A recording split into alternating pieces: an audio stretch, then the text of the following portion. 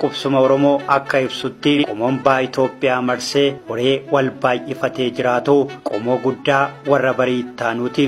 Warri bariittaanuu yookaan baarentuu kun kaaba Itoophiyaa ka'ee waloon qaxxaamuree Karraayyuu keessa darbee hanga qomoo guddaa Humbannaa jedhamuun beekamutti warra jiraatanidha.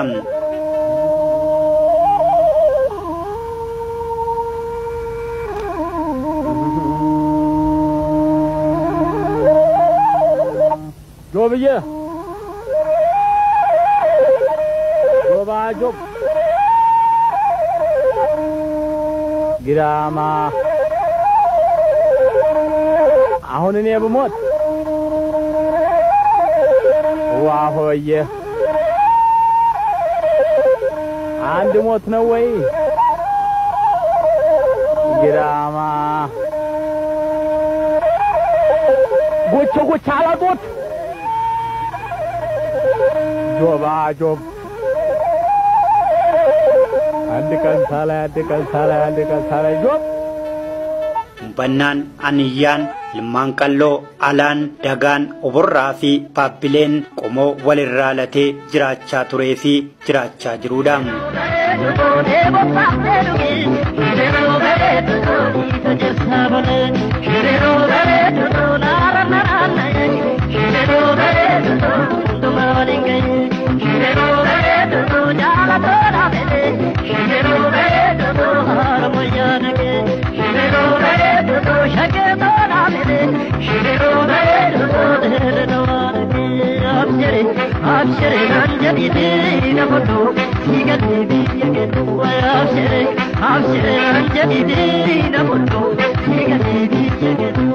Qomoon kun akka qubsuma isaaf ta'utti oomisha midhaan nyaatu lafa tifkataa fi haala qilleensaa jireenya isaatiif mijatu ilaallatee seera isaa iddoo itti tumatu odaa bultum taasifatee qomoo guddaa jireenya isaa Oromiyaa ba'aa taasifateedha.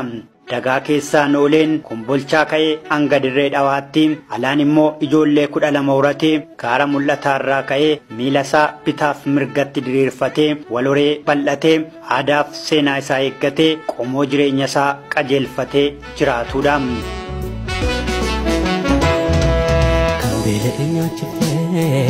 Kan deebitee gooftaa ija tokko laaltee hundaa simataa kan daaree uffistee dabaadhi roomsitaa ija tokko laaltee jiraachita.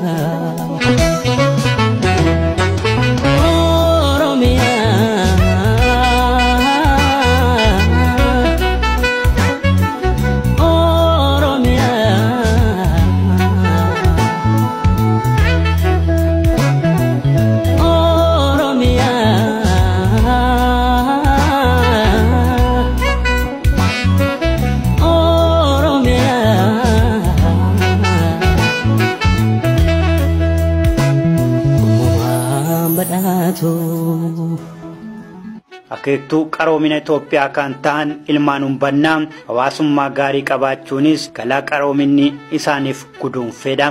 Jaalalaa fi obbolummaan qoosaa fi tabaan kan adda ba'an ilmaan Humbannaa amantaa isaaniin wal qabsiisanii ni daldaluu, waan irraa hafe immoo ni gurguratu, waan hin qabne immoo ni bitatu. Kanaanis Sumaalee fi Araboota waliin walitti dhufeenya guddaa qabu.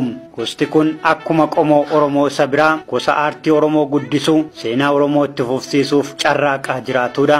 Ilmaan Humbannaa qaroomina Itoophiyaa karaa sanaan turee fi qaroomina ollaa isaanii irraa argatan itti fayyadamuun miidiyaan Oromoo akka guddatuufis qooda irraa eegamu ba'uu isaaniitiin seenaa keessatti yaadatamu. Ilmaan Humbannaa jireenya hawaasummaan beekamanis waan hin malleef ni diduu, ni qabsaa'uu, mirga isaaniifis ni falmatu. Seera murtii guutoon qabachuun goota qixxee kumaa Bakarwaaree hanga Elemoo Qilxuutti, Elemoo Qilxuu hanga dhaloota har'aatti gosti kun gosa seenaa fi seexaa guddaa qabudha. Dacheen Humbannaa kun Itoophiyaa bira darbee booree gootaan goota addunyaaf fakkeenya, hindi immoo ministeera muummee ta'ee kan bulchee biyya Malik Ambaari. Featured ancestor is Malik Ambar. Malik Ambar was an African in India, born in 1550 in Ethiopia. He was considered a brilliant diplomat and a significant power in India. He encouraged manufacturers, built canals and mosques, gave pensions to poets and scholars, and established a postal service countrywide. He became one of the most famous men in India. Malik Ambar dhalata Oromoo mootii ta'uun indi kibbaa nama bulchaa ture. Kan seenaan isaa gurraacha hanga adiitti barreeffamee fi garuummoo nama seenaansaa Oromoota biratti hin dhaadeffamne kan namoonni baay'een seenaa isaa qixaan hin beeknedha.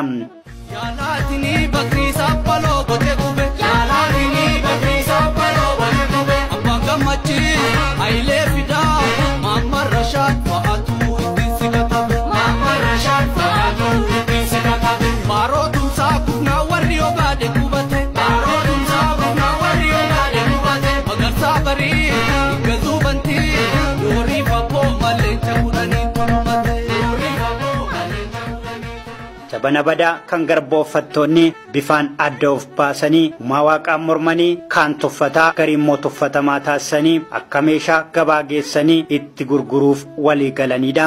Tooftaa kanaan boba'aa Abisiiniyaanotaa jalaan Oromoonis akkuma gurraachota Afrikaa kanneen biroo dhugaa malee akkuma meeshaa gabaa dhaabbatee gurgurameera. Osoo ija jabaatoo ija laafessa ta'uun yeroofis harka kennuuf dirqameera.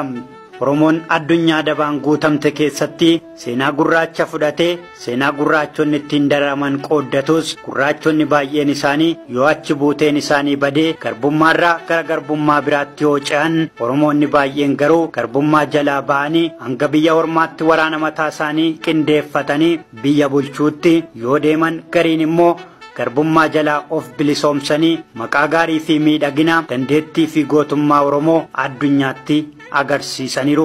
Simboo qabeettummaa isheetiin bareedduu Itoophiyaa taate qalbii addunyaa immoo kan boojite asii mootiin hatamtee gurguramte biyya dhugaan jirutti immoo ilma mootii Jarman kan qalbii fuute bilillee yookaan maayibuubaan kibba lixa Oromiyaa Jimma guumaatti kan dhalatte yoo ta'u Luabbaa Booraatti kan dhalate Onesmoos Nasiib yookaan Abbaan Gammachiis bareedduun Oromoo biroo Jimma Jireenitti kan dhalatte Feevan Irpee Wallagga Sayyootti kan dhalatte ammas bareedduun Oromiyaa biraa Liidiyaa Dimboo gootittiin Oromoo Asteer Gannoo fi Asiimbaa Oromiyaa irraa immoo ilmaan Umbannaa irraa kan dhalate Maaliik Ambaarii fi kanneen biroo namoota seenaan hin daganne Oromoota miidhaginaa fi jabina isaaniif qofaaf biyya abbaa isaanii irraa akka meeshaatti akka gurguraman akka itti murtaa'e kitaabni Oromiyaa yatadabbaqu yagif taarik jedhu kan bara 1986tti walda Yohaannis Warqinee fi Gammachuu Malkaatiin barreeffame ni ibsa.